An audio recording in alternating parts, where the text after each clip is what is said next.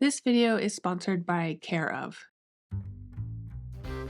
Today we are stepping back in time and I'm tackling a project that took way longer than I expected. I'm talking weeks longer. This Art Deco radio cabinet / turntable, to say it needed a lot of work is an understatement. Every surface that had a finish on it needed to be redone. There were a lot of structural repairs I had to do, some choices I needed to make. And this is one of those pieces, when it's finished, it looks amazing and everybody's like, oh my gosh, thank you so much for saving it. But these pieces just don't sell for that much money. So up front, full transparency, this piece took me, I don't even know how long. It was spread out over about a month and a half. Obviously, it wasn't a month and a half of work, but that's just how long it took between waiting for things to come in and figuring out what I was going to do. I will never recoup that. So this particular project is a project of love, a labor of love, and I hope you enjoy this transformation. Go grab your snacks because this one's a little bit longer than usual, and I'm excited to get into it with you. Stay tuned. My name is Angie and I refinish furniture. Sometimes I paint and sometimes I don't, but I always do what I can to save old pieces from the trash. Welcome to my workroom. Finding old vintage radio cabinets on Facebook Marketplace is actually fairly common, and they're usually not that expensive. But they're often in pretty rough shape, as is the case with this one here. If you're able to see past that and see the potential in a piece, these could be great projects.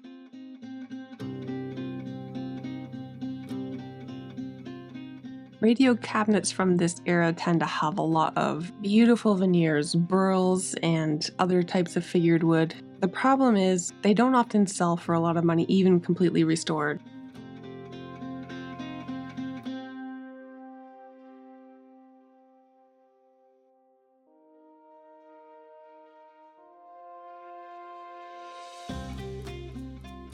But if this is a nostalgia factor for you and you're doing this for yourself or as a commission piece for a client, these are great pieces to work on. There are some people who buy these cabinets with the sole purpose of bringing them back to their original condition, including the components. There are others that buy them to repurpose them and make them useful again. In this particular one, the components are especially bad. The wiring is completely shot, the speaker has a hole in it. There are always going to be people that work in their garage on these old pieces and say, oh, it's fun and it's easy to redo these old radios. It's not, and you have to be really, really careful. Tube radios from this era can have as much as 500 DC volts in the circuit, and the safety standards back then just weren't very good. The last thing you ever want to do if you buy a piece like this is just take it home and plug it in without having a look at everything first. You could be electrocuted, you could be killed, you could start a fire. These things are dangerous, so just be careful, do some research before you tackle something like this. Strictly speaking about the component and wiring side of it.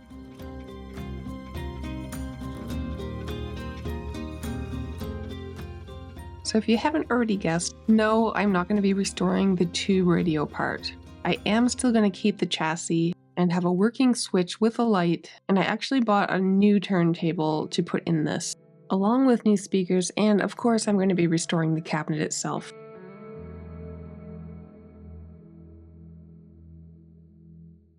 Now some of the audio files are immediately going to turn this video off, and that's okay. There are hundreds of videos on YouTube about how to restore these old radios, and I know because I watched a bunch of them and every single one of them terrified me. It just wasn't a risk I wanted to take, and because these pieces don't sell for very much money, to go and put, several $100s into this, it just doesn't make financial sense when I might get $400 or $500 for the piece when it's done. That's here where I live. It may be different where you are. But without replacing nearly every component on this chassis, which would cost a fortune, by the way, because I can't do the work myself. To me, it makes more sense to keep the intended use of this and have it play music, just in a more modern way that is safer and is going to appeal to more buyers, because this will be a very pretty box when it's done, but if it doesn't do anything, its usefulness and lifespan is probably quite limited.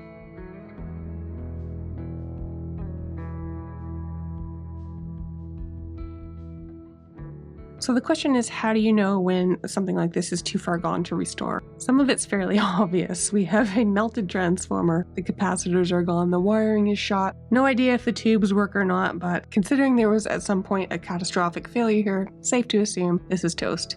But just to be sure, we decided to bring in a professional.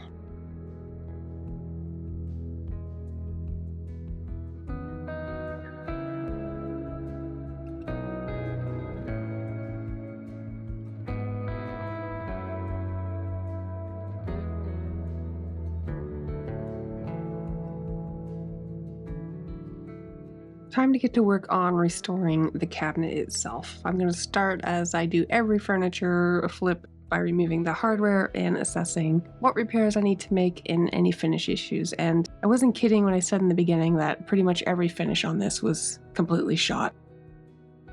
Some of the things I need to deal with regarding the cabinet are these decals. I have to somehow figure out how to refinish without losing them, or if I do lose them, how to replace them. As I mentioned, I do want to put a new turntable in, but the space where the turntable goes is so small that I had a really hard time finding anything that would come close to fitting, and even then it would have to be a bit of a retrofit. The other problem is that there were no knobs that I could see on this piece, but I did find one.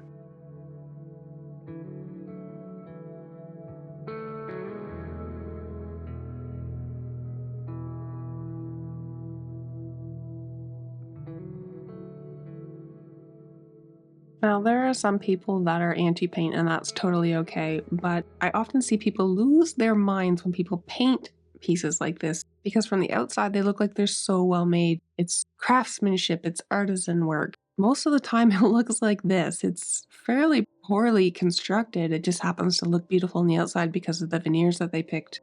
No, don't worry, I am not painting this.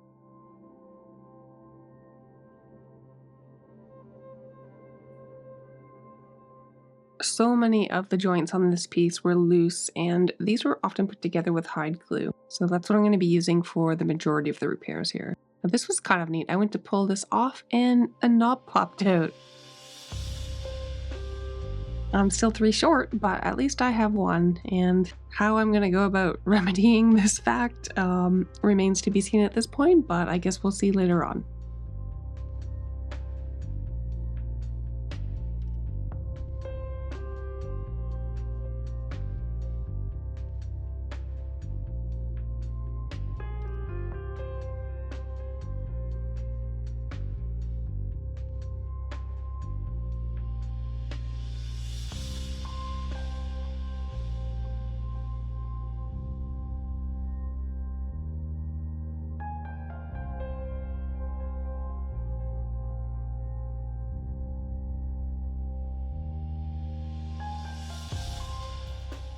Because I'm going to be re-gluing these in place later on, I need to make sure I get rid of all the old glue, and hide glue is very crusty and can sometimes be a little bit difficult to get out. You can heat it up, which does help, but this is so dry and brittle that I was able to just fairly easily chisel it all out.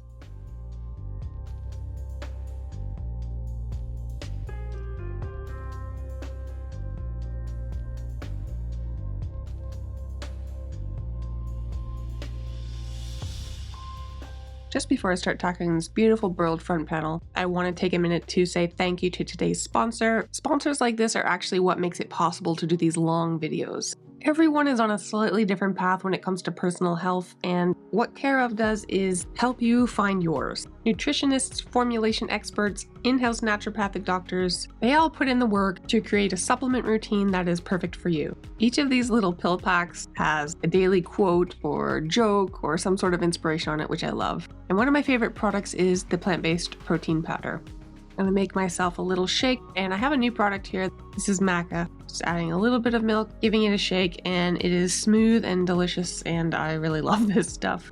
I've been using Cara for a while now, and I do have some things that I specifically love about it. First of all, if your plans or needs change, you can retake the online quiz at any time and change your products. Taking the quiz is super easy. It takes about 5 or 6 minutes, and they just ask you some pretty basic questions about your health and your lifestyle, what your goals are, and builds a recommendation for you based on that. While this is set up as a monthly subscription, you can change it at any time. You can postpone deliveries when you need to and life gets crazy and you get a little bit behind. It happens. They're super flexible and easy to work with. And even Andrea is still using the products.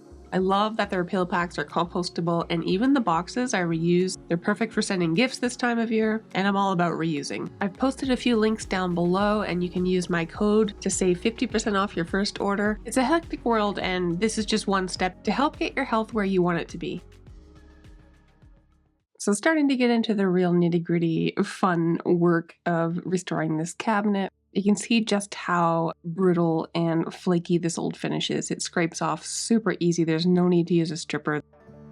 This is the original finish. This doesn't appear to have been refinished at any point, but time has not been kind to it for sure. Speaking of original finishes, I just want to say something because there's a misconception that once you alter a finish, you have destroyed the value of a piece. That's not always the case, and I think sometimes we watch a little too much Antiques Roadshow and take some of the things they say too literally. If an old piece has a damaged, failing finish, it needs to be repaired. Even museums repair their finishes because once a piece's finish is not intact anymore and is failing, the longevity of the piece is compromised and the value goes down. The value does not go down by making those repairs. You lower the value of a piece when you refinish it. That statement should really be altered and amended to say, a piece with an intact original finish is more valuable. Damaged one, not so much. And not everything that is old is valuable. So what I'm doing here is I'm taking some photos of those golden decals. The reason I'm doing this is because I'm not 100% sure that I'm going to be able to save these and successfully refinish the front of this piece. I'm going to try to work around them. This is a shellac finish, so with the scraper I should be able to kind of cut down into the shellac and make almost like a box around each one. But I'm concerned with how that's going to look with a new finish on it. There's going to be different levels and I'm not sure. So I wanted to make sure I had good clear images in case I needed to reproduce these or order them or hand paint them. Whatever I needed to do, I just wanted to make sure I had a good record of what exactly they look like.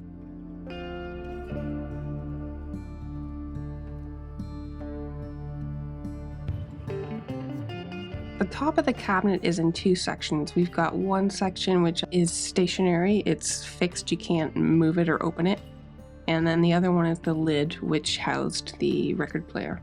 Both of these have almost no finish left on the top, tons of water damage and staining, and a bunch of veneer chips and scratches that I'm gonna need to work out somehow.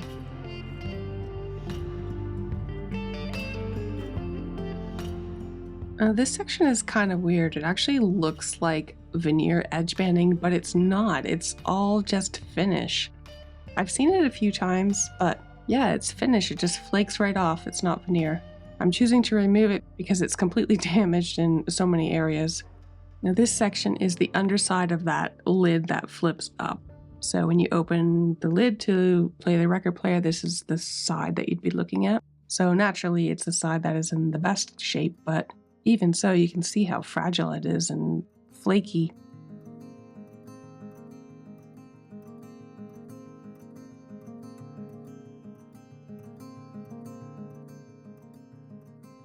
Now, obviously on a curved surface like this flat scraper is not really going to work. But you can actually get scrapers in different shapes, and this teardrop shaped one is one that I use a lot for details just like this. It's got a fairly large rounded part on one side and a very sharp point on the other, and between the two you can get into a lot of tight spots.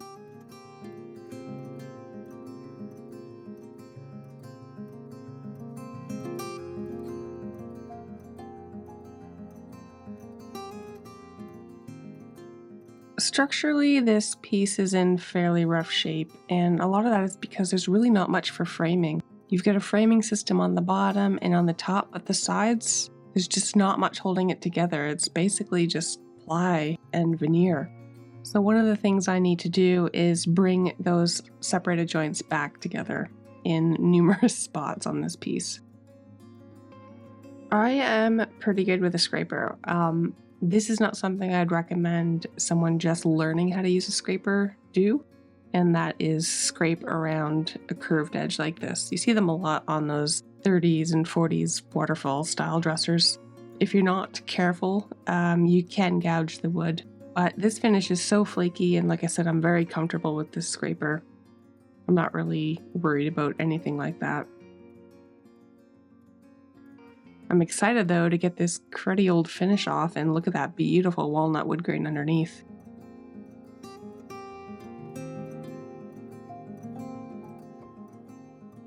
In typical Art Deco fashion, the wood on the bottom here is a different type of wood. It's not walnut.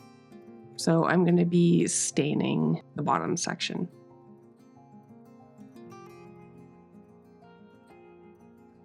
There's a good shot of just how crappy this old finish is. And it doesn't matter how bad a finish is, I always get someone that says, oh, just throw some oil on it. No, ma'am, this is way past the point of just throwing some oil on it. This finish absolutely has to come off. There is no saving it. Not to mention all the dings and scratches and chipped veneer from almost 100 years of use.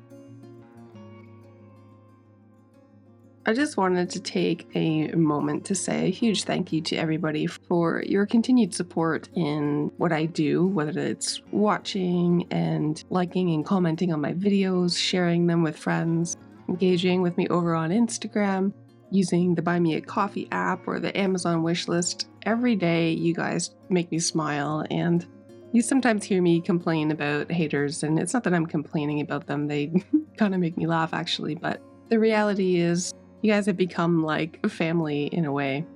And I actually have a little project coming up kind of along this theme, and I'm excited to show you what I'm going to be doing.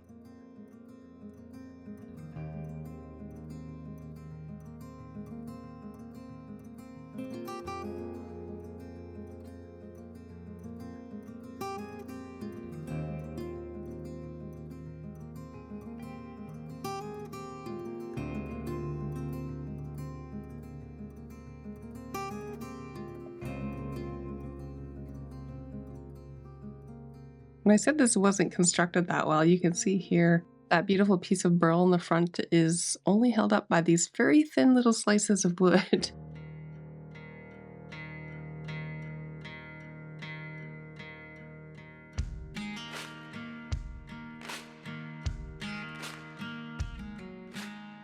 Alright, so let's get this piece fitting back together properly. You can see it's separated there, it's separated here. In fact, we've got some broken dowels. And this whole corner piece is bowed out, probably because of the broken dowels. So I'm going to remove this center board temporarily, drill out where the dowels used to be, put new ones in, and clamp this all back together. I also had to make some decisions about this shelf. Obviously, whatever new turntable I get, it's not going to fit this hole, but I'm opting to leave that in for now and deal with it later.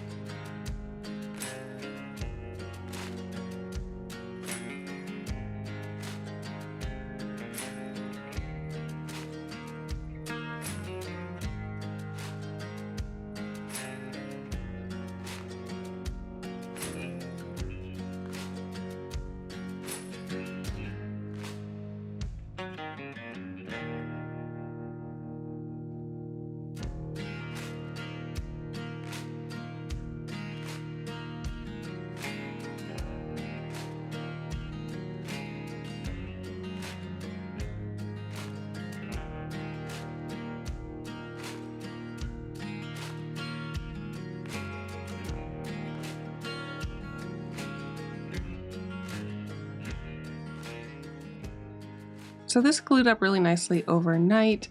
Now I need to focus on getting this curve back to more of 90 degrees, and that board with the dowels is going to help with that. I just used a drill guide so that I could squarely drill into those holes and drill out those old dowels. Then I can apply some hide glue to some new dowels and put that back together.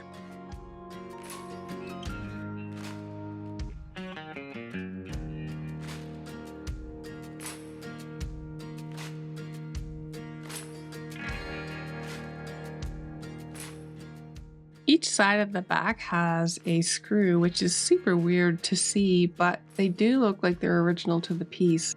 I'm assuming it's just for some added stability at the back here, but I hate that it shows through the veneer.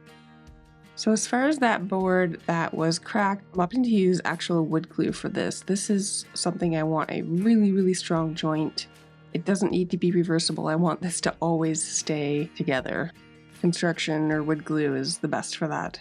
I'm just working as much glue as I can down into that joint. There's multiple ways to do this. I have glue syringes, but I was too lazy to take them out. Sometimes they can be a pain to clean the tips. And I was able to get at all the areas I needed to get at, just like this, so that's what I did.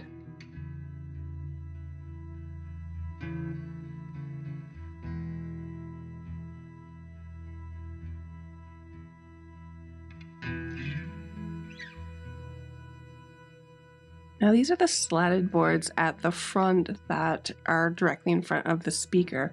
And basically at the front they had brown wood grain, but the tops were stained in this very dark, pretty much black stain. So I'm going to be doing the exact same thing, but I'm going to clean these up a little bit.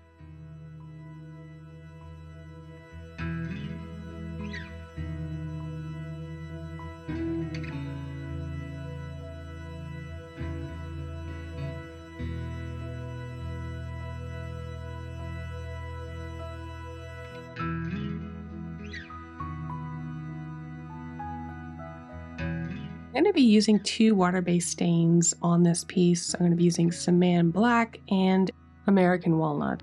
I'm opting to use these stains because they're more opaque than oil-based stain. The antique walnut will be that strip in the front, and then the sides I'm going to stain black like it already was.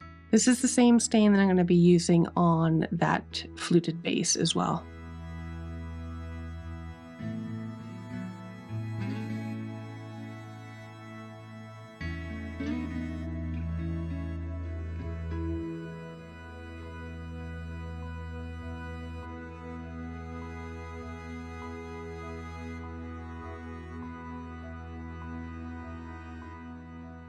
These sides were originally stained black as well, but as you can see, they're super beat up and gouged from just years and years of use. So I'm going to clean this up as well.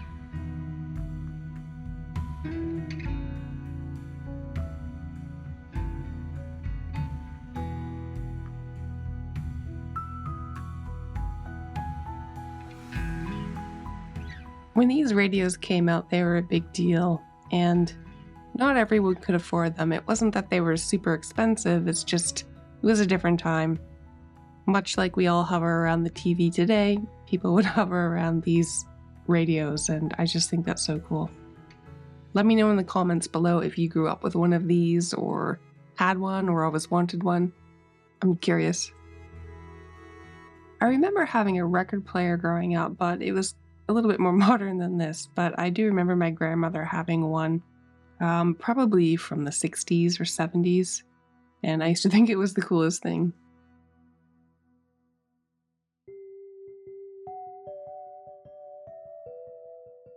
And the repair work continues. That little strip at the bottom was loose, so I just pried it off, and I will glue it back on later. I also have to get at some of these veneer sections that are loose.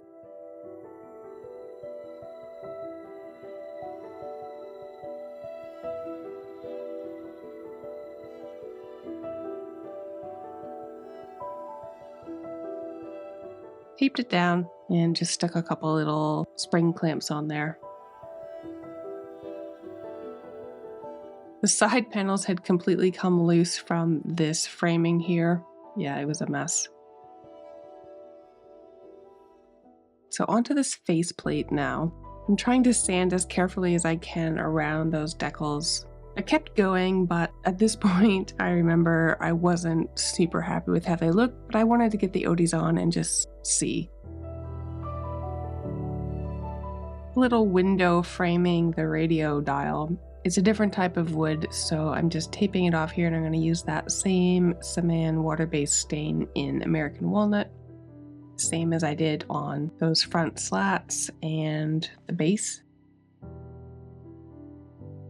Wipe that off, and once it dried, I was able to go in with my first coat of Odys oil. Now I'm opting to use Odys oil on this versus more shellac because, one, I just like the product better, but Odys isn't going to chip and flake like shellac or lacquer would. It does a really great job of bringing out the beauty of the wood, and I want to try something a little bit different with this. The faceplate here and the flat burled panel that attaches to it obviously had a bit of a glossy finish because of the shellac, and normally with Odys it's more of a subtle sheen. But I decided I wanted to try to get a more of a glossy sheen, almost like a mirror finish. Maybe not quite that extreme, but definitely glossier than the typical Odie's finish. So I do that over the course of several days, and I use a couple different products, different layers, and a lot of really fine sanding, so you'll see that coming up soon.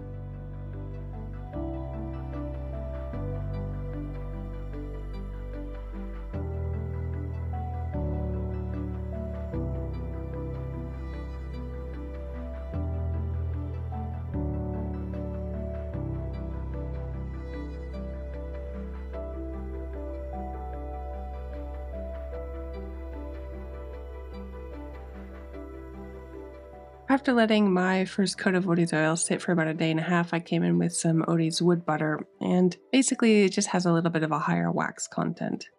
Little did I know that eventually that would bite me in the butt. Because at this point, I hadn't decided to do the high gloss finish yet, and I hadn't removed the decals, but I'm going to do that, and you'll see why.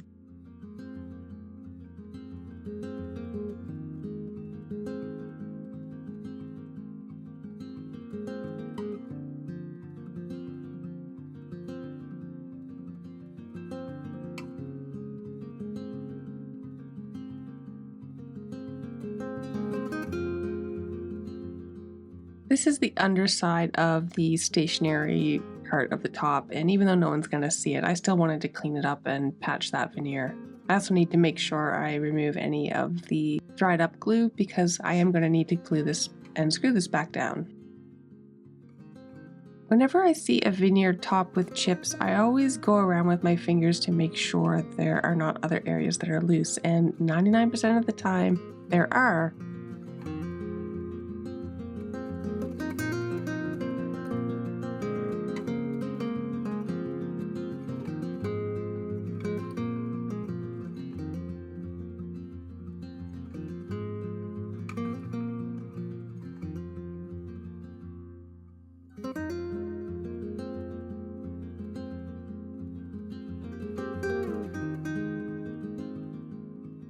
This one is a little bit trickier, and I always hate cutting across the grain like this and doing patching. It can make it difficult to blend in. I've already accepted the fact that this piece is old and it may not be perfect, but obviously I still want to try to do the best job I can. I'm going to be putting in a triangular patch here because generally patching on an angle is better than patching at 90 degrees. And I'm also just, like I mentioned, going along the edge here and finding little spots like this one that are loose but maybe aren't immediately visible. And then I can start to work on this triangular patch. First, to pick a piece of veneer that will match it as closely as possible.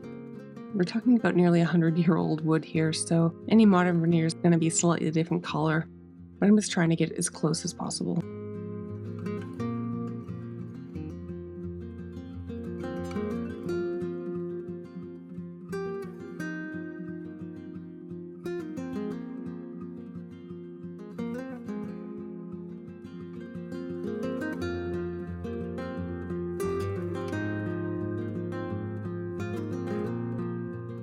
Anytime you do veneer patches like this, you want to make sure that you clamp it really well. And now just to deal with the rest of the little patches.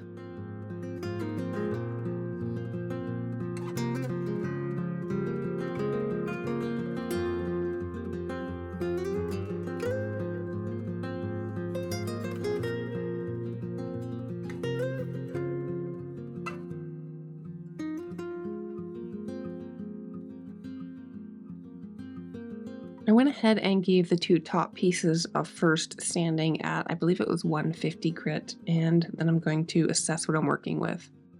They both had a fair bit of water damage on it, and you can see some splotchiness in the color, so I'm just applying a little bit of oxalic acid to see if I can even that out a little bit.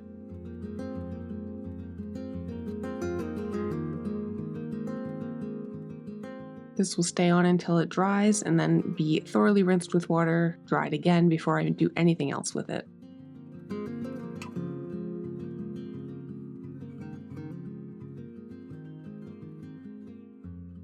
The sides of the cabinet are coming along nicely. I'm just giving this my second light hand sanding. And then I'm going to go and apply some cyan water-based stain to the base. It's a different type of wood, so I want it to be a little bit darker than it is naturally. You could leave it light and do kind of a two-tone thing, but I want to bring this a little bit closer to the walnut. That walnut looks very light right now, but the second you put any kind of clear top coat on it, it's going to go beautiful, rich, dark, so I want the base to match that.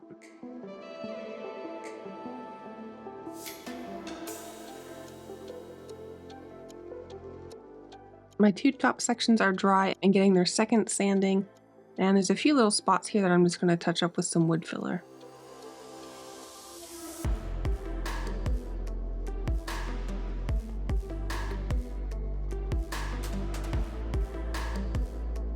This one I'm not happy with at all. You can still see some of the scratches from previous damage, and I don't love how these decals look at all, so I'm opting to start over.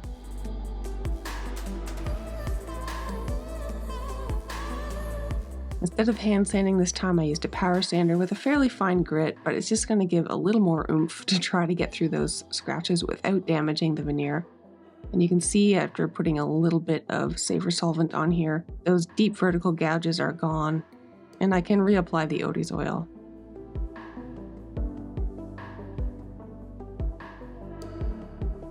This means, of course, I'm going to have to make some new decals, but hey, I love a challenge, right?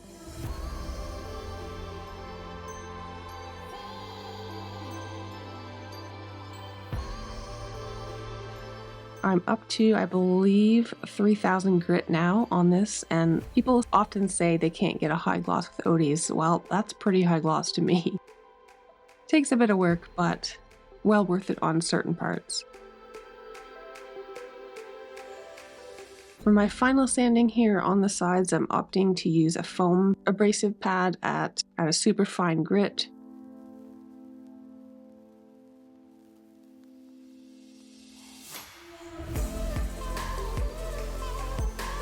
And I'm applying some safer solvent just so I can see the color, and that is absolutely beautiful. You can't see me right now, but I was definitely smiling while I was applying that. So that needs to dry before I can add the actual Odie's, so I'm going to go ahead and put some Odie's on the base here first. And it's quite a difference when you look at a dried stain versus applying the top coat.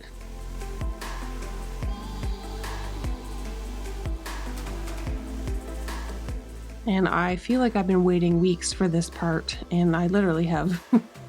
This project went on way too long. I had to order parts, I had other things on the go, and there were multiple sections of this project I ended up having to do twice, and it was a time. But this moment right here makes it all worth it.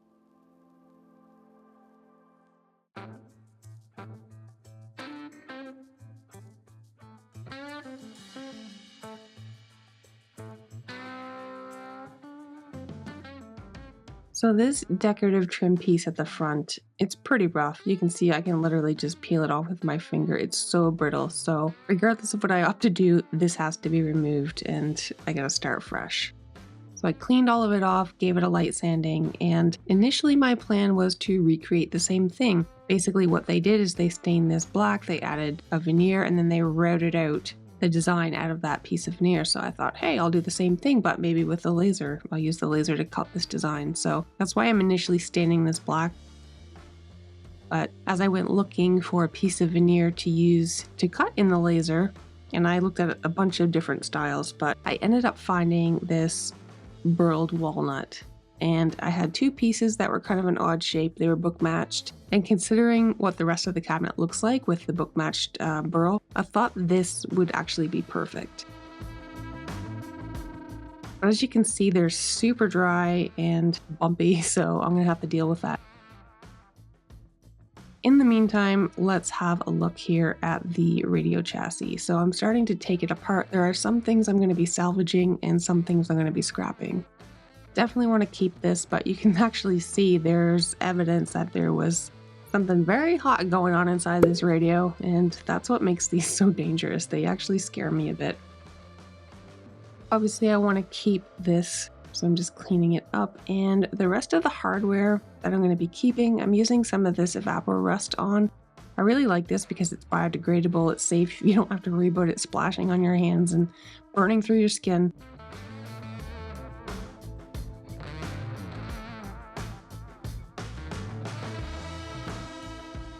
So Andrew is actually having a look here at the electrical components, and this is going to come into play a little bit later on because we decided there were a couple of things we definitely wanted to save, and this power switch is one of them. But then I saw this and I just have to share this with you. Sorry, but His Majesty is definitely not getting this radio back. So once we had that out, it was time to go and remove the rest of the components here. Now, the majority of this was toast. You can see the transformers completely melted. Most of the capacitors were gone, and obviously this wiring is old and brittle, and we're not going to be using it anyway. It would have been really nice to be able to restore this to working order, but I'm not starting with something that is viable, and it would cost quite a bit of money to have someone come in and put this all back together, order the parts, and it wasn't going to be worth it.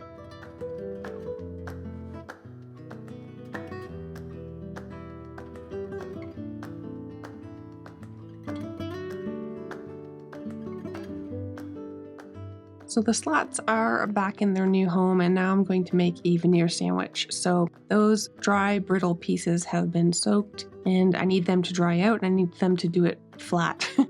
So there's a couple of ways you can do this. This is just water, but you can actually condition veneer with an old recipe, and you can find different recipes online for it that will make it soft and pliable, and I don't need that per se. It's really handy when you're doing curved surfaces, but I just need this to be flat. So the fiberglass mesh keeps the paper, which absorbs the water, from sticking to the veneer, and obviously the two boards and the clamps help keep pressure. I'm going to let this sit for about a day and a half to dry out.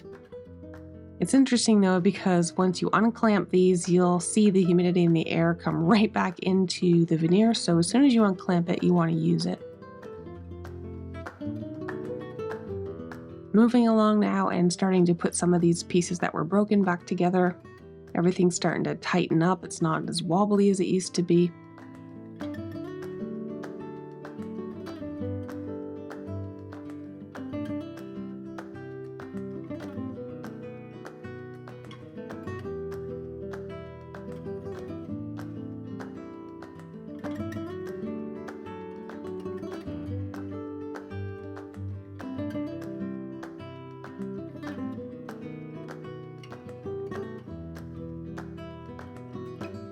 Now, as far as the fabric goes, I kind of overestimated how much would actually be seen through those slats. So I actually picked out a couple of different fabrics that I thought were kind of fun and colorful, but you're not really going to see them. So it honestly doesn't matter. And this isn't specifically speaker material.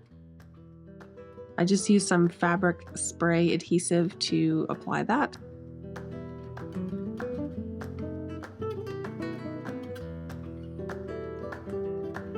And put this back on. I'm using some brass polish to bring this handle back, and I'm just going to spin this around here so you can see the chaos that is my workroom at the moment. It's supper time and Willie is demanding his supper, but you can see here on the right how much better it looks.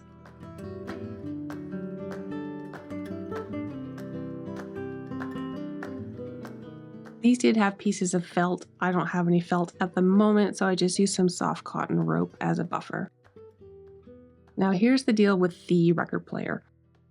This is obviously a desktop piece, but it was the only thing I could find with these dimensions. It's a very small cabinet. The problem is I was planning to cut this out and recess it so that the lid would close, but I didn't account for these two screws, and these two screws are what hold that pull-out drawer face on. They just screw it from the underneath, so that's not going to work. So plan B is to kind of disassemble this. I don't need these because I'm not using the top that came with it. Honestly, this base is pretty much useless, and I'm going to take it apart.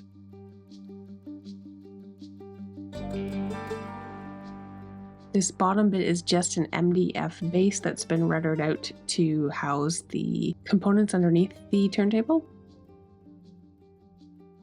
And there's a couple things I'm going to have to relocate, but I think this is going to fit in much better.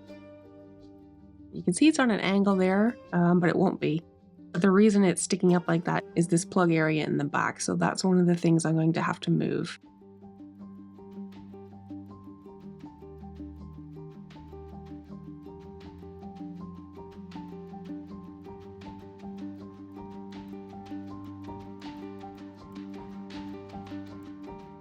And that's the piece there. I'm just going to screw it somewhere else underneath. So the issue of the decals that I had to remove.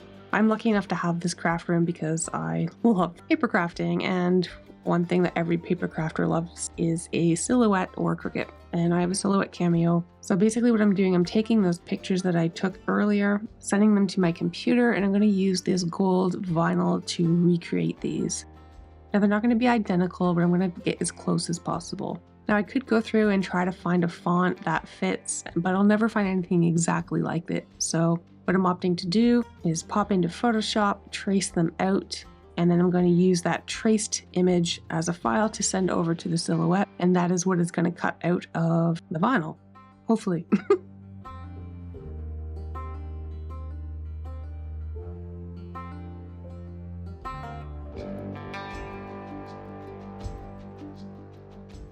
And that looks pretty good. I actually made the Viking a little bit larger than it was initially. And once I weeded out some of the letters, I was able to pull this off, and this is what my decals are going to look like. Now, if you remember the original decals, they had a bit of a black outline around it. I'm going to try to do that with a marker. It looks terrible here because some of the black is actually off the decal, and you'll see what I mean here. These bits here, these are not going to transfer. To prove that, I am offering up my laptop case as a sacrifice, just to show you what this would look like, and when I peel it off, all those stray little black lines peel off with it. And that's basically what I'm left with. Is it perfect? No, but it sure beats trying to hand paint these. But here's where the problems really started to compound. So I wasn't really thinking ahead far enough, and the reason the tape is not sticking to this is because I've already polished it with wood butter, which has a bit of a wax component to it, so it's not sticking. I decided to try the decal anyway, and as you can see, literally nothing stuck. Not surprising. So I used a little bit of OD's Safer Solvent to try to dissolve some of that wax content, to see if I was lucky enough that it would work, and once again it just was not sticking. Now this stuff is usually pretty sticky. This is entirely because of the finish, and what I ended up having to do was sand through the finish and then apply it to that sanded area, which I will then go over again with OD's. But if I look at the original pictures, the decals are actually much higher because the buttons are huge. So I had to do it again. I had to sand it all back and move it up higher. Now, if I was doing this on like a polyurethane, this would be disastrous, but because it's OD's, you can actually get it back. I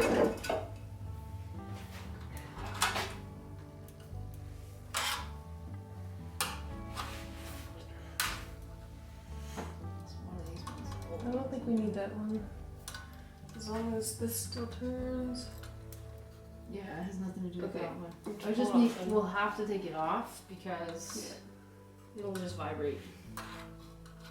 I'm gonna test it. Yep. With the light. Yeah. Then I'm gonna know if I got the switching thing proper. Hey everyone! I offered to add new electrical components to make the old cabinet come back to life. Angie asked for a light and a receptacle for the turntable. I wanted to make sure the experience was as authentic as possible, so I used the old switch, soldered new leads to it, added a receptacle for the 12-volt adapter, and made sure the light would turn on with the switch. I think it turned out pretty good, considering what we had to work with. You'll see this all come together at the end of the video. So it's actually been a couple of days now and I'm ready to use this veneer. So I've only had it out in the open air for a couple of hours and you can see it's already wanting to curl up again. So I'm going to tape this down while I cut it and immediately get it glued.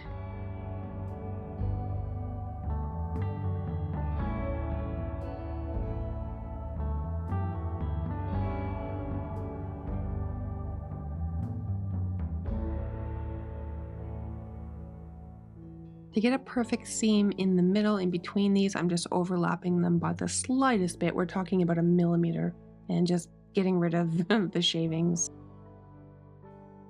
Once I have it glued on and applied, I'm going to clamp it up and I'm going to leave this overnight.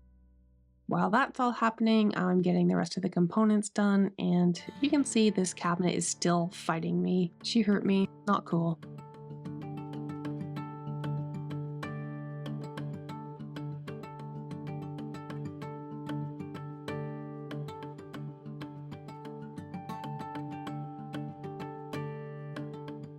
We really are in the home stretch now. There's only a few things left to do. We need to add this flip up lid, get that sorted, and I need a shelf for the speakers. Now, there's really nothing to screw into here except this board. The sides are basically just veneer. So what I'm gonna do is I'm gonna drill up through, and I'm gonna put a couple of brace pieces on the bottom.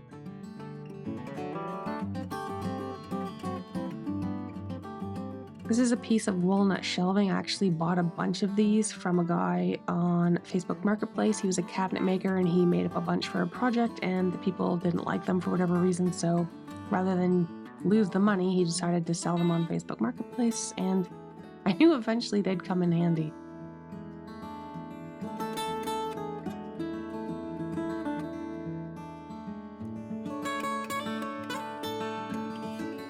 Some finishing touches on the outer cabinet, and I wanted to put this back, but I wanted to protect it, so I decided to put it in a plastic sleeve. But before I attached it again, I thought I'd write a little handwritten note to stick in there.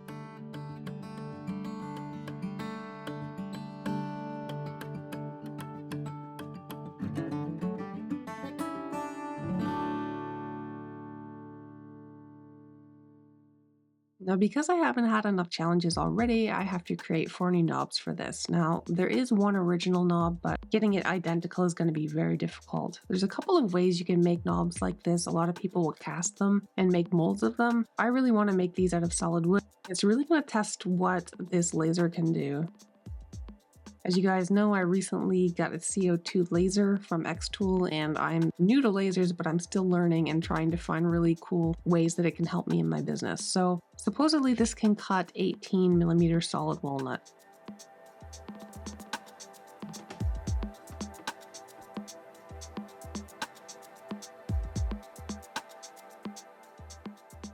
This is 15 millimeter or so, I thought. I'll explain that in a minute. But it didn't seem to cut all the way through. It was very close. I could almost pop it out.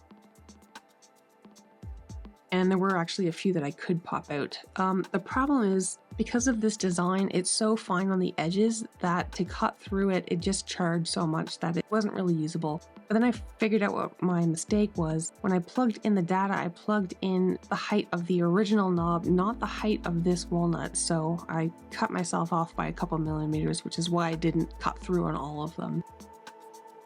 But then I got thinking, what if I did this in layers? It might be easier. So I used a walnut ply, this one here, which is only 5 millimeters thick and very similar to what this is.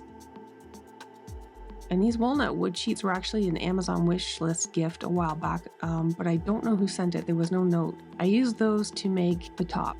So basically we've got a bottom piece, that gripped piece, and then the top I'm going to use with the thinner walnut, and we're going to round it over.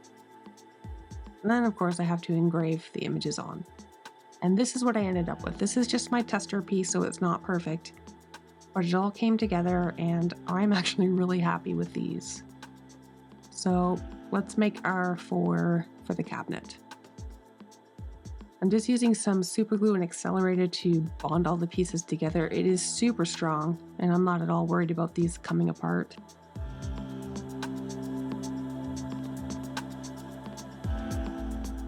Once I have the base attached to that little cog-like part, I'm going to add the tops.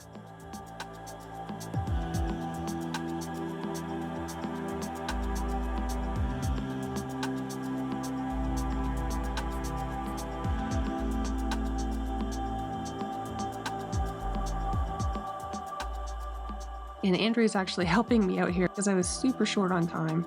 And she's basically just using the surf prep upside down and pushing it onto the handle, which runs it kind of like a belt sander.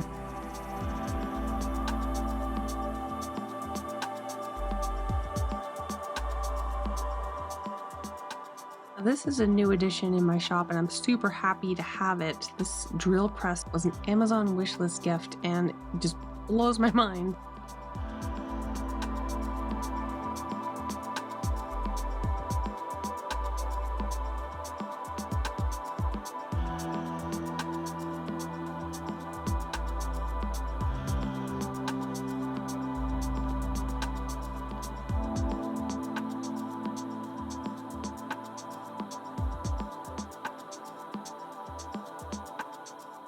I love finding these unique ways to use this new tool that I have, the laser. Like, this would have been so difficult to do by hand.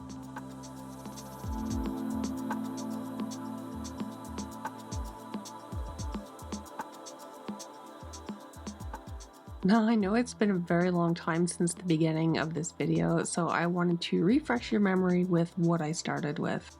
I picked this up off Facebook Marketplace. It took me about a month and a half in total to do this, between waiting for parts and everything going wrong, having to redo things a couple of times. I've spent probably between $300 and $400 buying the piece, the parts for it, like the record player, products used, not to mention my time and Andrea's time, 280 gigabytes of data to sort through, 14 hours total of footage to sift down into this 1 hour video. It's all coming together now. I'm so excited to show this to you. Enjoy the reveal and I will see you next time.